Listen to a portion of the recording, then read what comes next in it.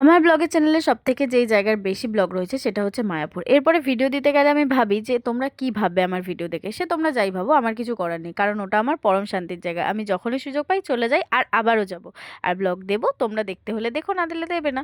আর আমার এই গ্রুপটা মিলে আমরা চলে গেছিলাম মায়াপুরে। গিয়ে প্রথমে রাধা মাধবকে দর্শন করে তারপর ফ্রেশ ট্রেশ হয়ে আমরা চলে গেছিলাম ভোগের লাইনে। আর ভোগের লাইন দেখেছো কত বড়? আর এর আগে আমি এক জায়গায় প্রসাদ খেয়েছিলাম, কিন্তু এত তাড়াতাড়ি এত গরম দেয় আমি খেতে পারি না। কিন্তু এইবার আমার সেকেন্ড টাইম, আর আমি খুব ভালোভাবে খেয়েছি। আর আমি জানতাম না এখানে এত ভালোভাবে খাওয়া যায়। না হলে আমি প্রত্যেকবারই ভোগ খেতাম, কারণ অন্য অন্য জায়গায় এত তাড়াতাড়ি দেয় আমি খেতে পারি না বলে অন্য জায়গায় আমি আর ভোগই খেতাম না। প্রত্যেকবার ঘুরতে যেতাম আর বাড়ি চলে আসতাম। তারপর চলে গেছিলাম গোশালায়, আর এর আলাদাই রেলা, দেখতে পাচ্ছ ঘুরে বেড়াচ্ছে নিজের মনের আনন্দে। যাই হোক, তারপরে সন্ধ্যা আরতি দেখে আমরা বাড়ি ফেরার পথে রওনা দিয়েছিলাম। আর আসার সময় রানাদার ফেমাস বিরিয়ানির দোকানে গেছিলাম। বিরিয়ানিটা খেলাম, অতটাও ভালো ছিল না যতটা ব্লগাররা চেঁচিয়ে চেঁচিয়ে বলে, কি মারাত্মক খেতে। তো চলো, এখন এর মতো এইটুকুই, টাটা।